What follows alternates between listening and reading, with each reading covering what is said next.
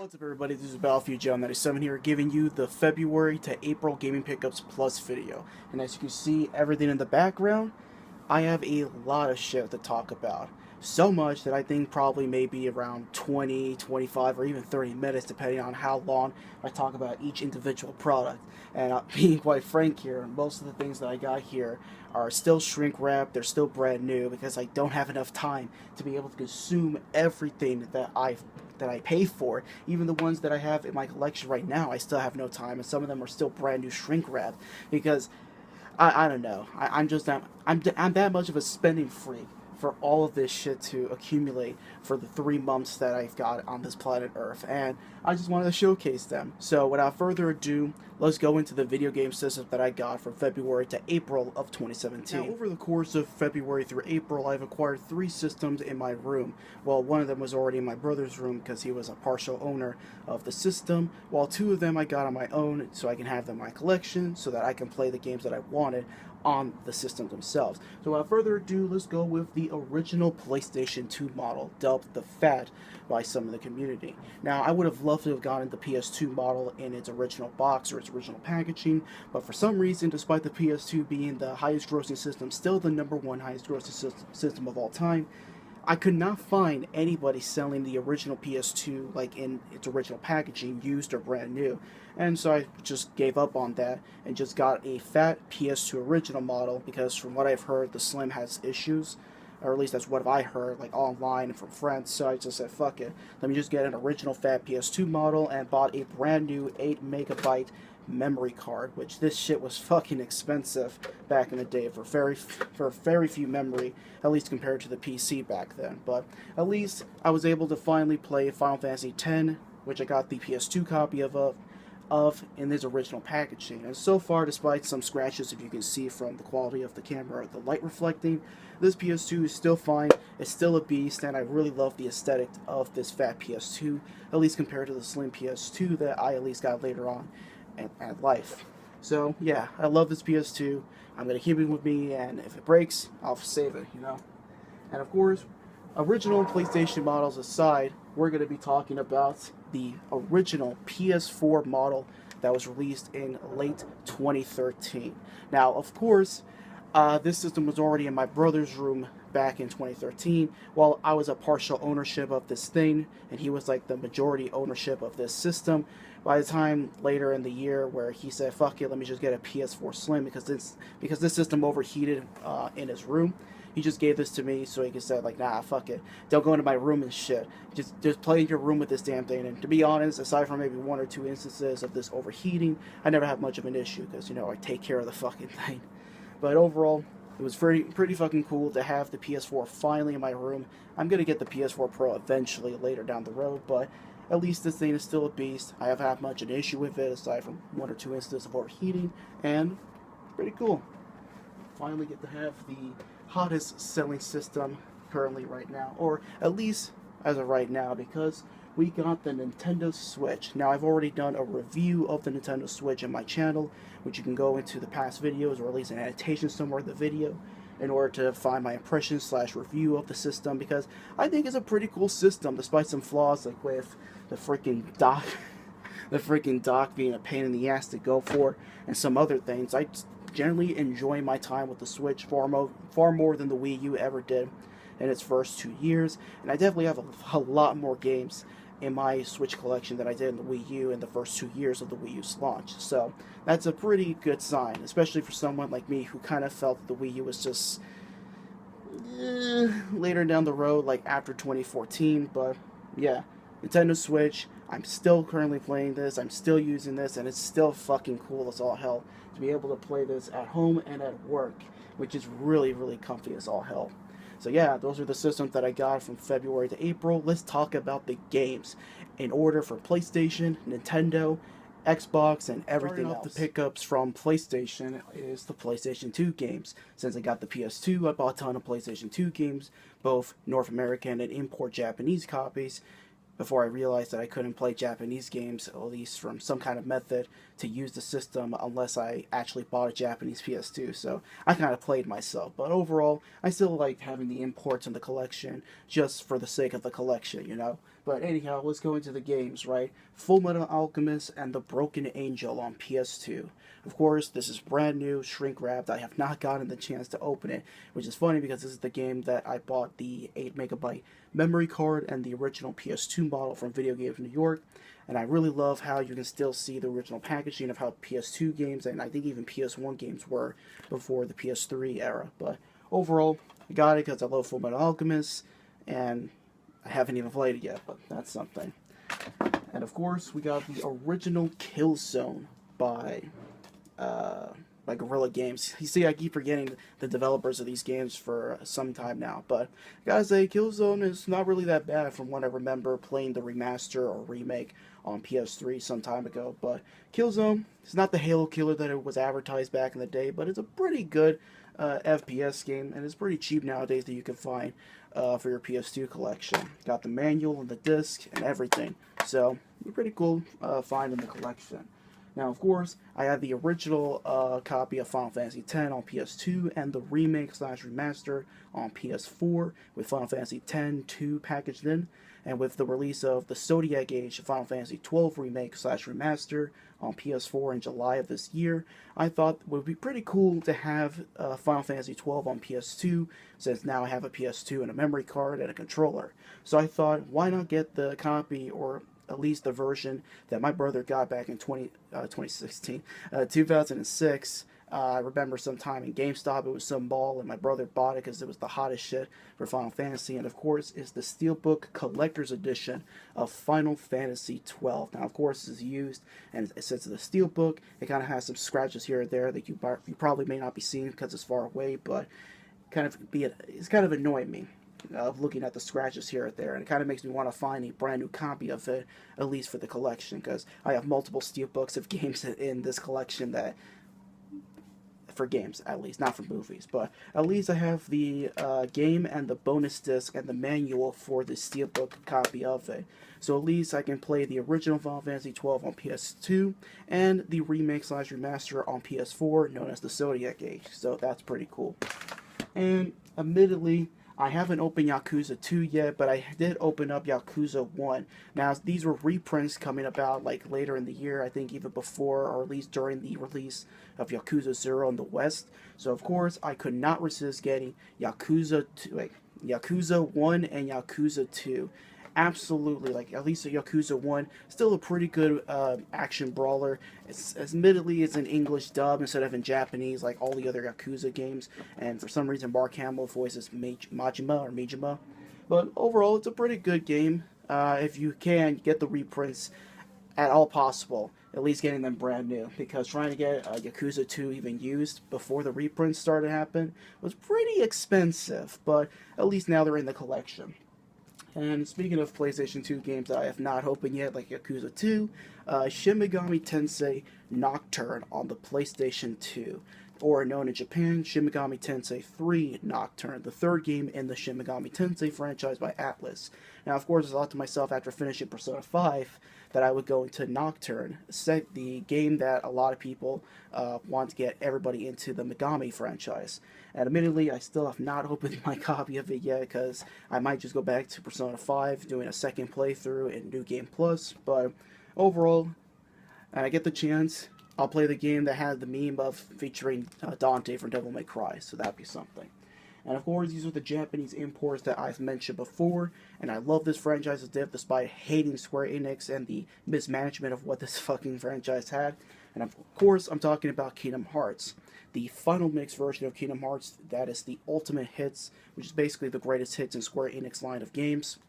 And the regular version of, or regular copy of Kingdom Hearts 2 in Japanese, which of course is not censored compared to the North American release.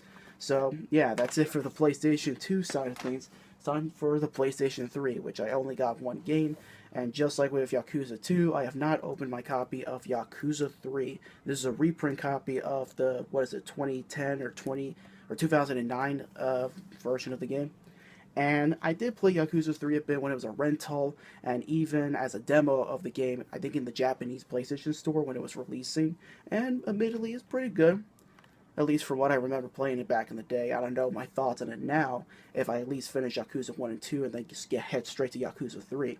But at least the Yakuza collection is starting to get strong, because then we're going to a nice transition time. The transition being Yakuza 0, the Business Launch Edition for PlayStation 4, which of course, just like Yakuza 2 and 3, this has not been open yet. It's still in fucking shrink wrapped, but I couldn't resist getting the Business Launch Edition because it included like a really cool stainless steel book, not steel book, a stainless steel business card holder, which of course I would like to have that in my job, make myself look professional as all hell, and it'd be pretty cool to have that along with a very good game for what I heard from my friends. But yeah, when I do eventually finish the Yakuza games that I have, I'll head straight to Yakuza 0 on PS4. And then the other PlayStation 4 games, like Ultimate Marvel vs. Capcom 3, which of course for some reason the PS4 and the Xbox One releases are GameStop exclusive, which I had to swallow my pride and go to GameStop to get a fucking copy of this thing, which admittedly was like $20 or $30, which is not a bad deal for a game that, at least from what I thought, the original Marvel vs. Capcom 3 was kind of disappointing, but at least this one has tons of content, tons of things to do, and even though I still admittedly like Marvel vs. Capcom 2 over this, and even Tatsunoko vs. Capcom, I couldn't go wrong to have this in the collection, you know? And admittedly, we got Resident Evil 7 Biohazard, a return to form to survival horror. Absolutely fantastic game. Definitely so much better than Resident Evil 5 and especially Resident Evil 6 for how much of a cluster action game that game was.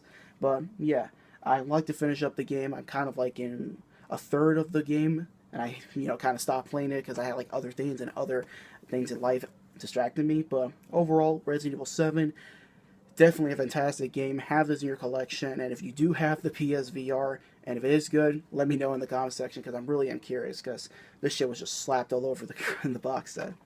And finally, we got the game that I bought twice, a week before its release, and on release day. And what I'm talking about is Persona 5, my steelbook copy of the game that I got a week early from Video Games New York, and my Amazon copy of the Take Your Heart edition that I got from Amazon. Now, overall, you already know my initial thoughts on the game, and even an unboxing of the Take Your Heart edition, which you can find in my past videos or in the annotation somewhere in this video itself. But overall, Persona 5, definitely a magnificent game from beginning to end, and I think is one of the best Japanese RPGs of all time, like in the top 10, because of how so fucking good it is, the characters, everything about it, which I am going to do a full-on review of when I'm halfway through my second playthrough of it, because I really think this thing needs more sales for it, because it really is that fucking good. But yeah, that's all the PlayStation games that I got from February to April, a ton of them. Some of them are still brand new shrink wrap that I've not gotten the chance to play over, but I got anyway because I think I want to be able to try them later on in the future. But anyhow, let's go into the Nintendo side of the pickups. Now we're going to the Nintendo pickups of things that I got from February to April. And it may not be as much compared to, say, the PlayStation side, but definitely a lot of games, especially on the new Nintendo Switch system that I got over the course of March. And yeah, you can definitely tell from the background itself. But let's go from the earliest generation of Nintendo consoles. So we're going by the N64. Now, these are Japanese import copies of GoldenEye 007 and Mario Golf 64. Now, the only reason I even, bought Japanese imports of N64 games is because they're pretty cheap to get, complete in box, the cartridge, the manual, even the inserts of the game when they came out back in the day, because compared to the North American counterpart, I think the Japanese took care of their games far better than even, the West ever did.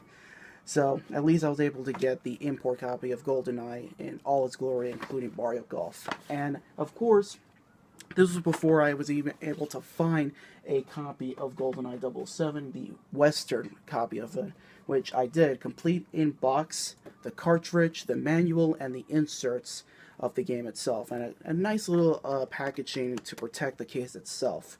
And of course, this is the cartridge of the game itself. Pretty, how do I put it? It hasn't aged well in certain aspects, but I still have a fond memory of playing the game, and so much so that I bought the game in Japanese and got the Western counterpart of it, at least in my collection. And for those of you wondering, the difference between the Japanese and the North American counterpart, the Japanese has less blood in it, while the North American one has, the standard amount of blood that you would expect at the West love. But yeah, those are the N64 games that I got for my Jungle Green N64 console. Now we're going to go into the GameCube side. A North American game and a Japanese import copy of a Zelda title. Now, of course, as a Metal Gear Solid fan, I had to have this in my collection. And even though I still do not have a physical copy of the original Metal Gear Solid on PS1, when I saw this, I had to get it. Complete in box, the disc, the manual, even the inserts and the casing that is at least pretty good even for a used copy. And what I'm talking about is Metal Gear Solid, the Twin Snakes on GameCube, the remake of the original Metal Gear Solid, at least for the Nintendo fans. And even though this is piss poor easy compared to the original Metal Gear Solid, and some things of the acting kind of iffy here or there, I still think it's a pretty good remake of a game that I actually love from beginning to end. And this will be a substitute when I eventually do get Metal Gear Solid on PS1, and at least add something to the GameCube collection as well, from Silicon Valley. Or no, Silicon Knights. Silicon Knights, that was the developers.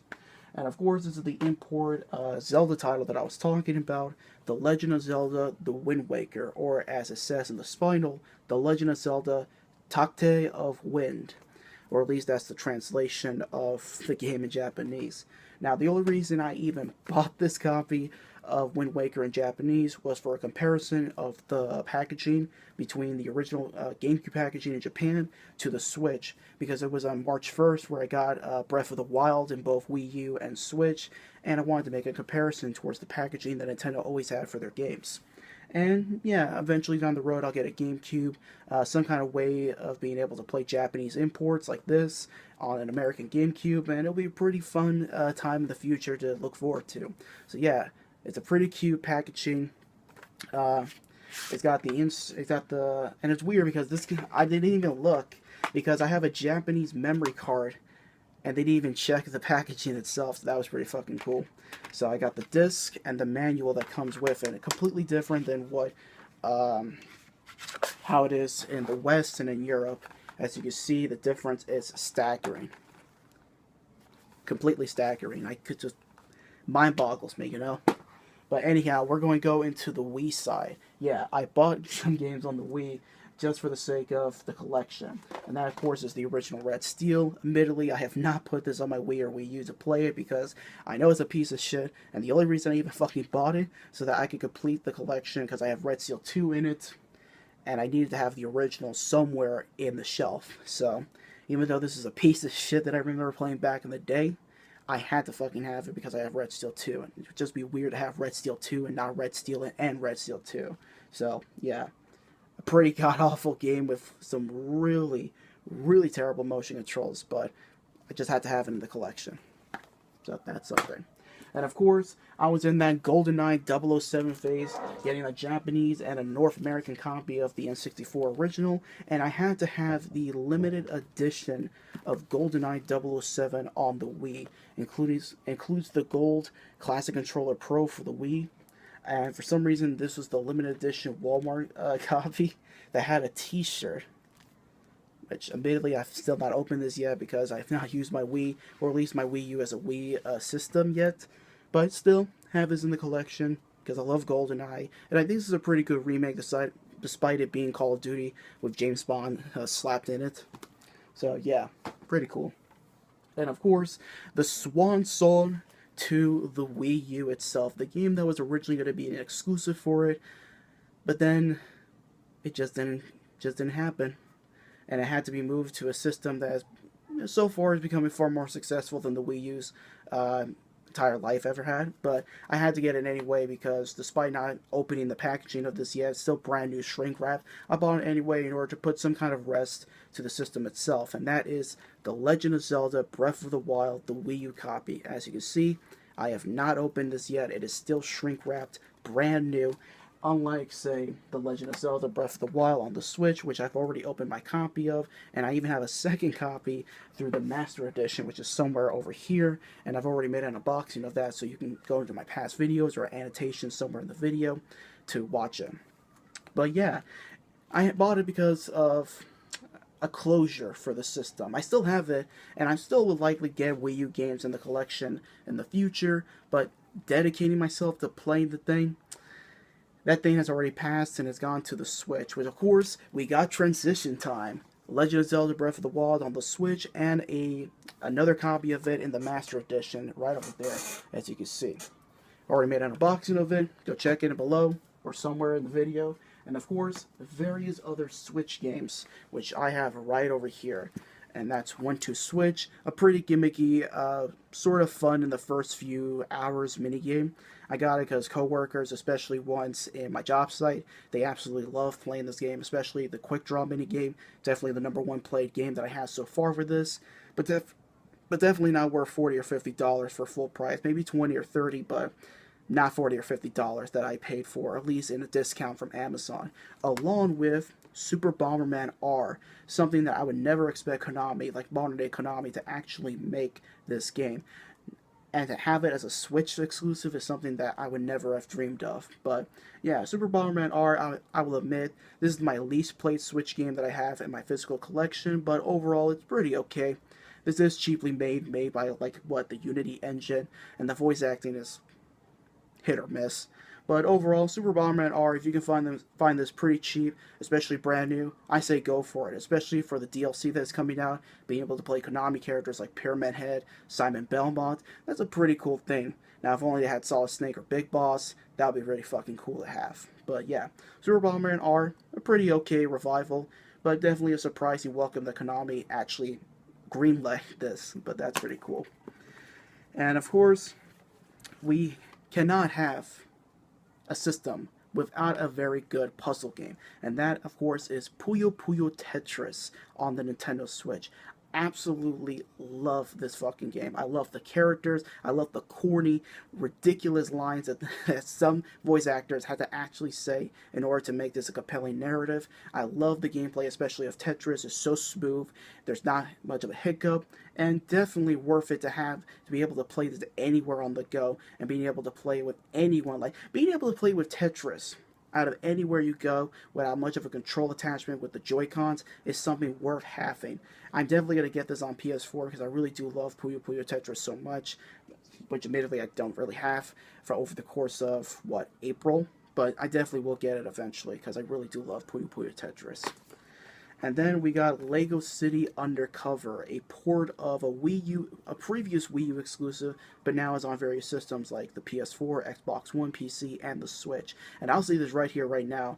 I don't know if it's because I didn't update the game or I didn't play it when it was docked on my TV, but the frame rate is so fucking bad when playing this in portable mode that it's ridiculous. Now, I got accustomed to the bad frame rate, but overall, this is another least played game because of how bad the frame rate is. But overall, I do love the characters, I do love the main cast, and it definitely has a great sense of humor to it, and it's a Lego game. Not much of a challenge, but not much too easy at the exact same time.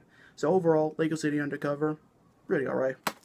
And a game that I have not opened yet because I'm going to get it again through a different edition or imprint or whatever, and that's the Binding of Isaac Afterbirth Plus. Now, this is the original packaging that included stickers, because from what I remember, the developers, I think with Sega or whoever, was making another copy of the game with a different cover than this one, which I don't have and I haven't bought yet. But overall, I got it anyway for the collection. I'm definitely not going to open it. I'm going to open the one that I'm going to get eventually, but yeah, Binding of Isaac Plus in the collection. And of course, the last game that I got before April ended was Mario Kart 8 Deluxe, which the only reason I even got this, despite having the original game on the Wii U and all the DLC, was to be able to play this with people who have not played Mario Kart 8 or did not own a Wii U or will never buy a Wii U in their lifetime. And yeah, it's pretty alright if you played it a lot back in the Wii U days. But if you're someone who didn't get a Wii U, did not play Mario Kart 8, I do recommend this wholeheartedly. This is definitely worth full price for anybody who has not bought the original game on Wii U. But for people who bought on Wii U, maybe wait for it at a discount, or probably wait until you get like a bonus in your paycheck so you don't feel like you wasted that much money into it. But yeah, that's it for all the Switch titles and all the Nintendo games that I got. over the course of February through April, it's time for the Xbox side. And here, over the course of 3 months, just 2 Xbox 360 games, and pretty bad Xbox 360 games, which I bought them unironically for shits and giggles. And that, of course, is Pocket Bike Racer, one of the Burger King games that Burger King and the King games released during the end of the Xbox and the early Xbox 360 days. And of course, I got Sneak King, which is somewhere in the collection over there. Definitely one of the best stealth games, Keynote Game of the Year. Yada yada yada, very fucking cool. And Pocket Bike Racer is definitely a Keynote type game as well. Pretty shitty racing game, but if you're playing this unironically, you can have yourself a pretty good time.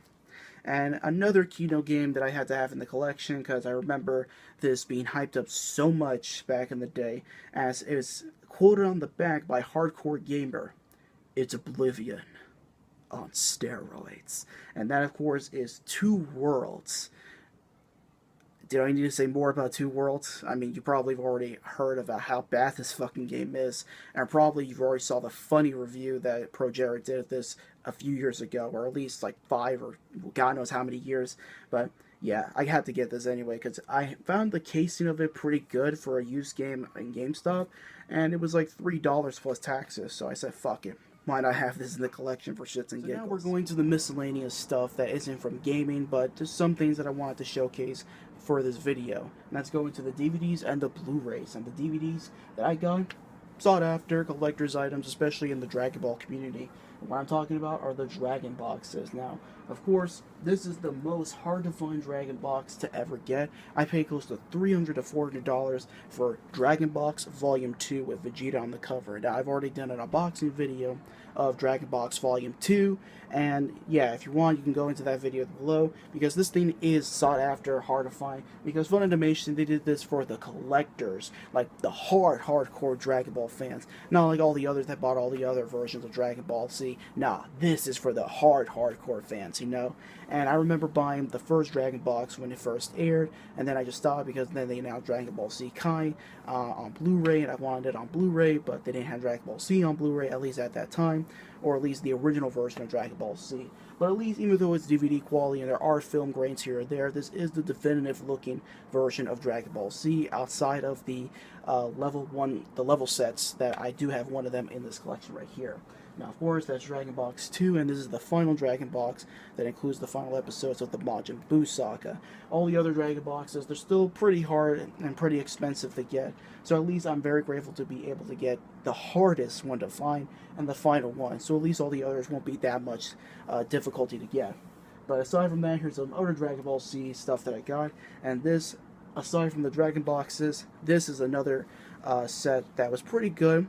Kind of sucks that Funimation canceled it because of too much money, but of course is the level set. Now this is level set 1.1 that includes only 17 episodes, but out of those 17 episodes, there's 3 options of watching Dragon Ball Z.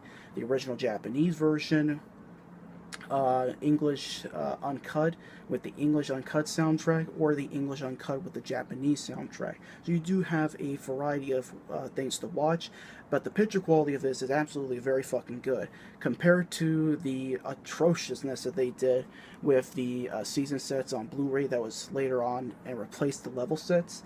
The level sets, Funimation remastered frame by frame, and even though there's still grains here or there, the grains are there to keep the picture consistent, and the consistency really does show, and the effort really does show itself. If you can find, like, say, a torrent or find a copy of this and see this, you know what I'm talking about. Like, this is the definitive looking of Dragon Ball Z on Blu-ray. The Dragon Ball Z Blu-rays that Funimation currently has looks fucking awful, I'll tell you that much, from what I've seen online. And aside from Dragon Ball Z, we got Dragon Ball Z Kai. Now, this is part 1 of Dragon Ball Z when it first released in 2010 or 2011. And then the re-released season set.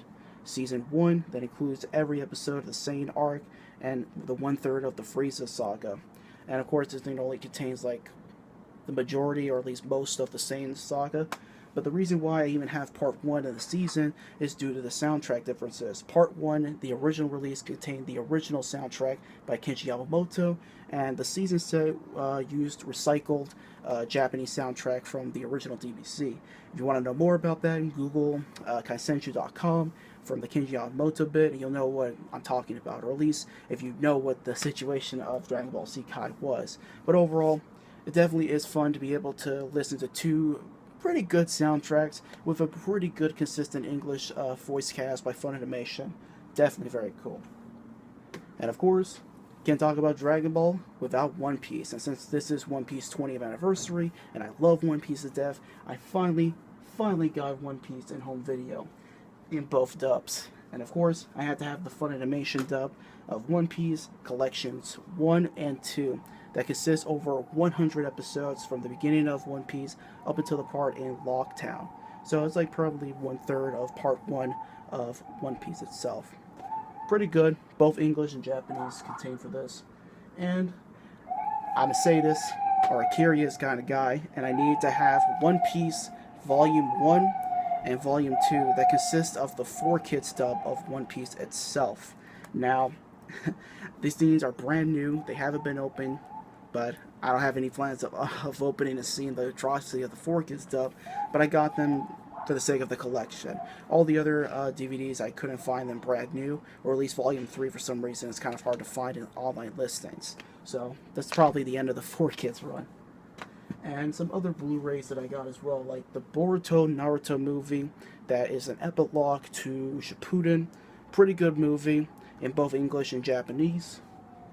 And of course, the first steelbook of Ghost in the Shell, the 1995-96, basically the 90s Ghost in the Shell movie. Pretty good movie. Saw it when it was in theaters before the mediocre live-action movie came about. But yeah, pretty good. And of course, Ocean's Wave, the underrated Studio Ghibli film that I got the chance to saw in the IFC Center movie theater in Manhattan. Really underrated movie. Definitely speaks volumes to me. And yeah, if you don't have this in your collection and you're a Ghibli fan, do it now. It's really fun. Another set of miscellaneous items that I want to showcase are manga or magazines that I got from February through April. And not much to talk about in this section because, well, most of it is in Japanese and I can't really say anything much about it. And the only reason I would get them is because why not? You know, they look cool and I wanted to have it in the collection. And of course, the first volume of Boruto Naruto The Next Generation, Volume 1, that consists of the events of the Boruto Naruto movie, at least maybe up until the second or third volume, where they go into the original content that is now present within the Shonen Jump magazine in Japan.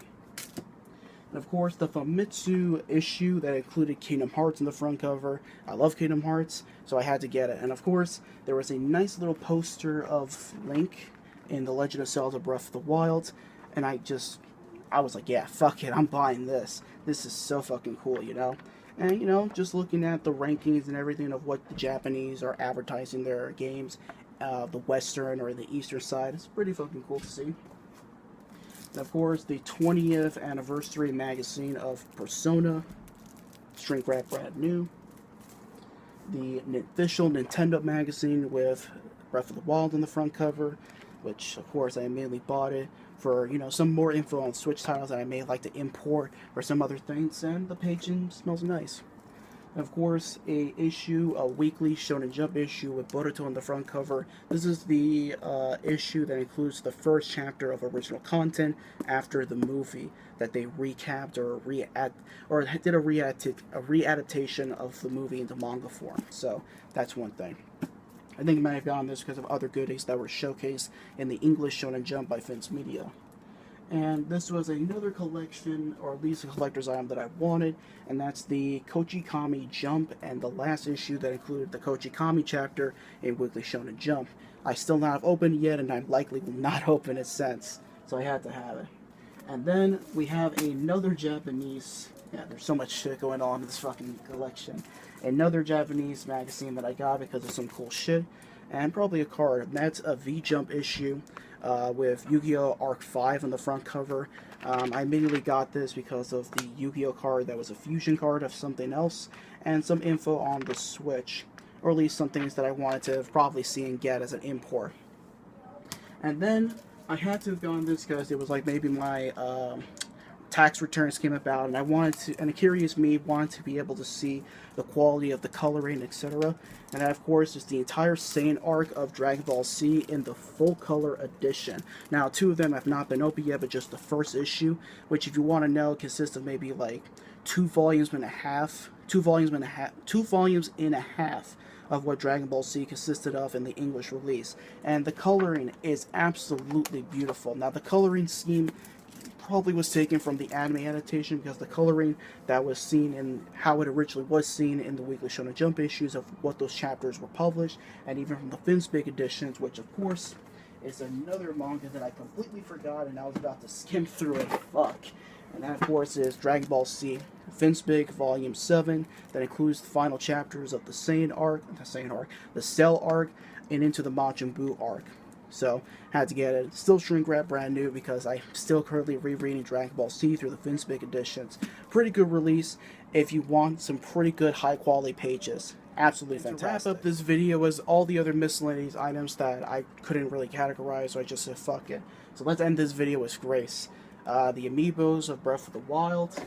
I got it because I was in that craze and I was waiting in line to get the Switch in Nintendo New York, so I said fuck it. Why not? I want this shit, you know?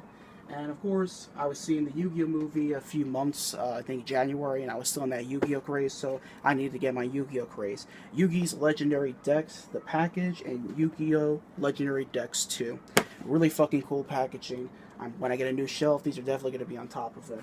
And more Yu-Gi-Oh stuff. Tons and tons of Yu-Gi-Oh stuff. Yu-Gi-Oh, the starter deck of Yukimoto, another movie pack, gold edition of Yu-Gi-Oh, the Shonen Jump subscribe cards that I got from Vince Media, tons of that shit because I had to call Vince Media to get my cards, and various other cards that I bought through eBay, like more editions of Cypher the Sky Dragon, all the other cards, etc. And yeah, that's about it. Probably it's going to be a nightmare editing the video, but I got it done, got it finished. Now, I'm definitely going to be able to finish up the top 5 or top 10 games of 2016, because that's been in the development for quite some time now, and should have been released around February or March. But now that this video is out of the way, it's time for that video to come out. But anyhow, what are your thoughts on the collection? Did you like and enjoy it? Put your thoughts on the pickups that I got over the course of February through April in the comments below. Like, favorite, subscribe. This is Battlefield John 97. Catch you guys later.